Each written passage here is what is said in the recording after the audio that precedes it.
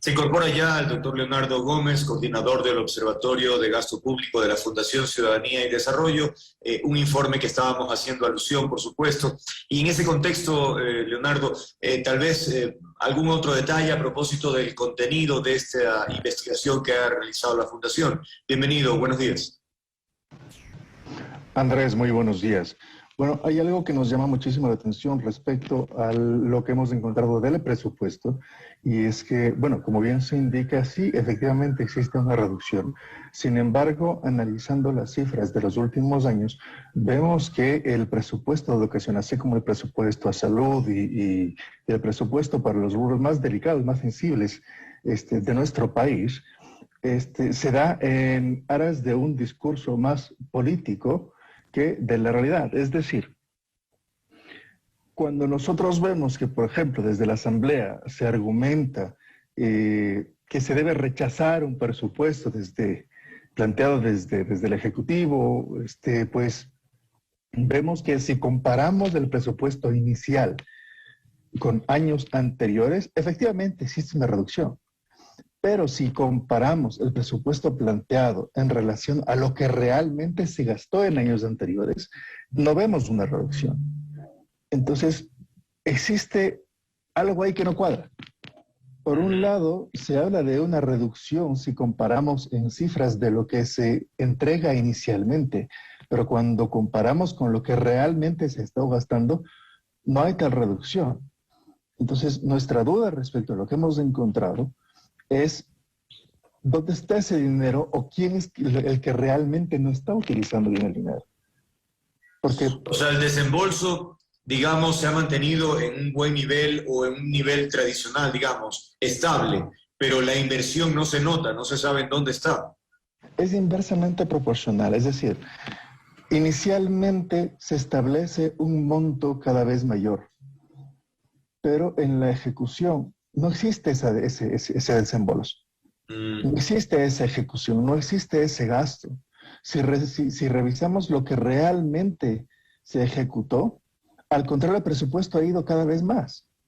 Pero en ninguno de los años que hemos analizado, al menos desde el 2019, se ha gastado realmente lo que se ofreció en un inicio. Entonces, aquí nuestra duda es, o la ejecución por parte de las instituciones es pobre, o no hubo el desembolso adecuado de los recursos que se ofrecieron inicialmente. ¿Cuál sería su reflexión, doctor Luna, en términos de ejecución o en términos no sé, dónde se fue ese valor de la inversión? ¿Cuál podría ser su explicación? Bueno, lo que no se gasta se devuelve, es decir, eso no... Ahora, ese es, digamos, ya lo que sucede al interior de la ejecución del presupuesto es un tema importante, ¿no? Es tradicional, lamentablemente, de que, al menos en periodos flacos de crisis, usted tiene el presupuesto en general, pero a usted finanzas no le pasa la plata en los momentos debidos. Entonces, por eso les decía, esa es parte de la lucha, ¿no? O ya llegado septiembre, octubre, tiene tal presupuesto y le comienza a haber un cierto flujo, pero ya es en ese periodo, casi finalizando el año, es cuando se alocan, por ejemplo, las instituciones públicas en gastar en lo que sea y finalmente no se gasta suficientemente. Entonces hay serios problemas de esta dinámica de entrega de recursos. Ahora, las propias instituciones también son ineficientes por diversas razones, ¿no? Es decir, no hay capacidad de gasto en las instituciones porque usted generalmente viene arrastrando una serie de programas, una serie de acciones donde hay gastos fijos. Por ejemplo, hay un gasto redondo y constante, es decir, el sueldos, ¿no? Es decir, aquí no hay vuelva luego, usted tiene que recibir la plata y gasta, y por lo general es casi un 80-90% de su presupuesto. En lo que resta, que es un gasto de inversión, que son programas, cuestiones de innovación, en fin, ahí tiene dificultades, porque, por ejemplo, usted necesita tener un equipo que tenga las suficientes capacidades efectivamente de poder desarrollar esos trabajos, ¿no? Ahora, si usted simultáneamente, y esto es importante discutirlo, ¿no? Si usted, a más de no tener los recursos suficientes en su debido momento, además de tener una serie de programas que han sido no necesariamente desarrollados técnicamente a su debido momento, se acumula una cantidad de necesidades y de problemas. Si a eso le añade el recorte de personal que comenzó, por ejemplo, a desarrollarse intensamente desde el 2019, usted no tiene equipos con los cuales efectivamente poder gastar con eficiencia.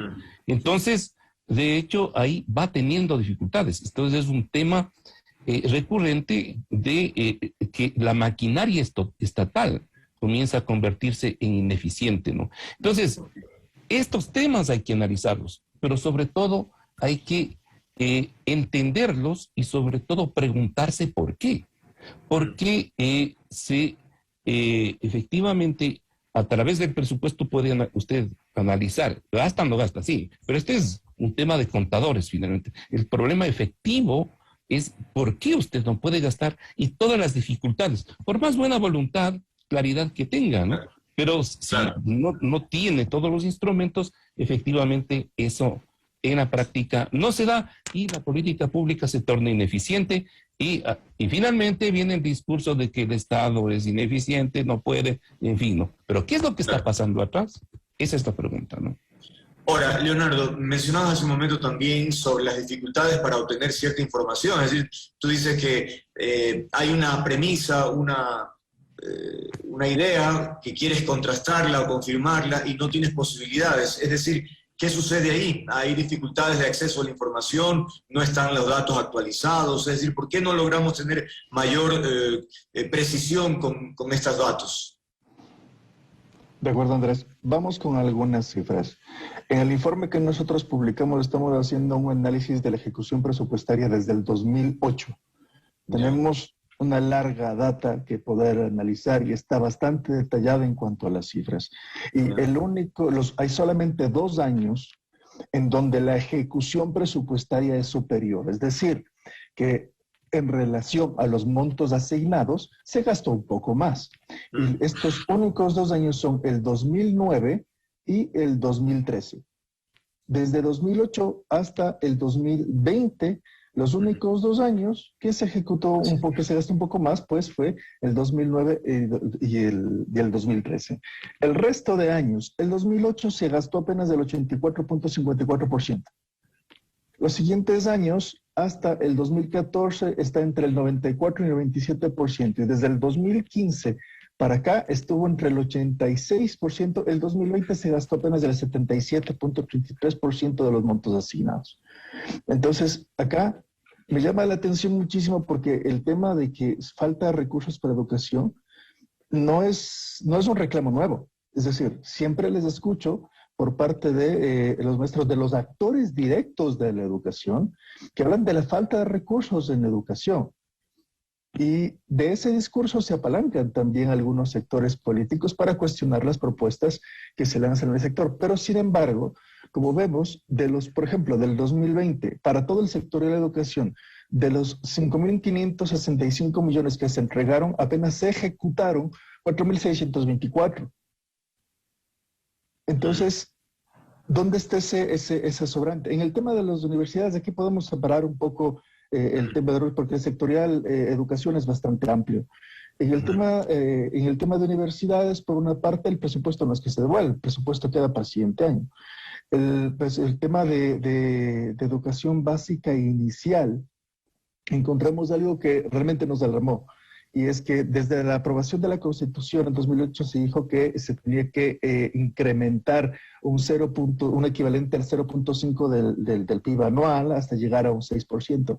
Resulta que esa promesa, por más mandato constitucional, está en la transitoria de 18 de la nueva Constitución, nunca se cumplió. Nunca se llegó a aprobar o asignar un equivalente al 0.5 del PIB anual. Y el único año a ver, el único año que llegamos al 6% del PIB asignado para educación fue el 2020. Y no porque se asignó más, sino porque en 2020 por la pandemia el PIB se cayó. Entonces, increíble. Ahora, doctor Luna, entonces, este tema que debería ser pues técnico por el tema de educación, en fin, muy apegado a la normativa, a veces se contamina, bueno, no a veces, en general siempre se ha contaminado con temas políticos, ¿no? Y entonces me pregunto, hoy por hoy, ¿se justifican a su juicio las críticas, las observaciones que la Unión Nacional de Educadores está expresando permanentemente sobre la política educativa de este gobierno? Jorge Escala, lo hemos leído permanentemente haciendo pues expresiones de rechazo a la política, por ejemplo, dicen obligando a los docentes a estar en modo presencial, en no hacer las inversiones pertinentes, en fin, ¿son reclamos justos del gremio o hay cierta contaminación política? Vea, Andrés, en primer término, me parece que, volviendo al estudio, y luego ya respondo su pregunta, me parece que el estudio proporciona datos interesantes, pero nos está diciendo y nos está señalando cuestiones que ya sabemos. El tema es preguntarse por qué está pasando atrás, cómo funcionaba, en fin. Entonces, mi recomendación a la Fundación es interiorizar para darle precisamente más elementos, porque todo eso ya sabemos, ya conocemos. Hablando, por ejemplo, del 2020, me hubiera gustado conocer qué pasó con ese recorte de casi $1.000 millones que se hizo a propósito de la pandemia, que es porque puede confundir el informe, es decir, se llegó en el 2006 a 6%, mentira. Es decir, se recortó el 2020 alrededor de casi 900 y pico de millones de dólares. Es decir, ¿qué repercusiones todo eso? Las repercusiones están en este momento. Cuando parte de esos rubros, recortó usted para lo que significaba el mantenimiento de los establecimientos educativos. Y claro, hoy está viendo que muchos establecimientos educativos están cayendo, pues. Le dejaron en ese momento a la ministra de Educación sin plata, efectivamente, y claro, hay que preguntarse por qué. Esto yo creo que es importante señalar, ¿no? Es decir, dentro del sistema educativo hay N cantidad de necesidades que no se han cubierto. Por ejemplo, es decir, usted requiere para los DOBE una inversión muy alta en lo que significa el nombramiento de psicólogos, pero con lo que tiene actualmente, usted puede cubrir un porcentaje ínfimo de ese recurso humano que usted demanda, ¿no? La cantidad impresionante de la no existencia de nombramientos para rectores o directores de establecimientos educativos. El déficit en la práctica que tiene de docentes. Es decir, si usted quiere calidad de la educación, efectivamente es necesario, y por eso es necesario el 6% del Producto Interno Bruto, es necesario primero transparentar y colocar determinado tipo de políticas que son importantes, ¿no? Entonces, de hecho, lo que vemos cuando los gremios reclaman u otros sectores reclaman, es que hay un acumulado de problemas, muchos de ellos que son producto del incumplimiento de políticas que debían realizarse o de políticas que no deben priorizarse.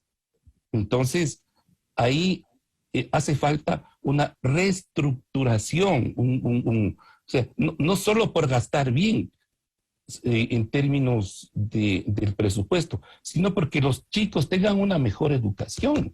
Es decir, esa es la finalidad, ¿no? Entonces, junto al análisis financiero hay que hacer un análisis educativo, de la política educativa, de qué es lo que está atrás y de la serie de inconvenientes, en este caso, que como Estado y como actores educativos tienen o tenemos para que esa política educativa se realice de una manera adecuada y eficiente. De hecho, yo creo que eso también lo reconocimos de nuestro trabajo en una cantidad de tiempo. No solamente se requiere más plata, se requiere efectivamente trabajar mejor, es decir, lo que se denomina caridad del gasto.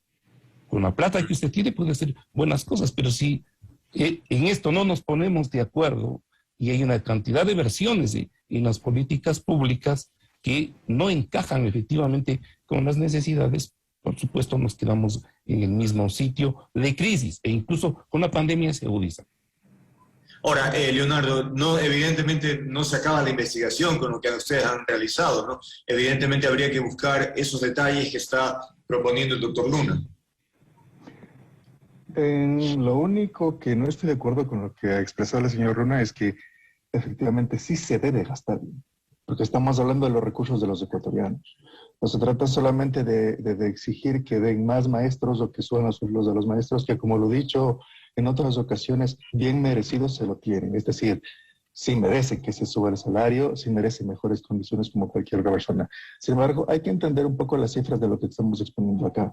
A nosotros hablar de ejecución presupuestaria estamos hablando de lo que ellos también llaman recorte. No estamos diciendo nosotros que cada año se ha recortado porque efectivamente en el discurso sí se aumenta el presupuesto. Es en la ejecución, en el gasto efectivo que se está recortando. Si comparamos solamente los últimos 2 años, del 2019 al 2020, hubo un aumento de 5.400 a 5.665 millones.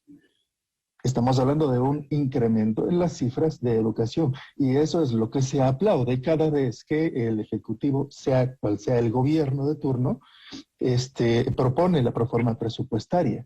Cuando el presidente, sea cual sea, insisto, presenta estas cifras y ven un aumento en la proforma presupuestaria, en la propuesta inicial, es lo que se aplaude.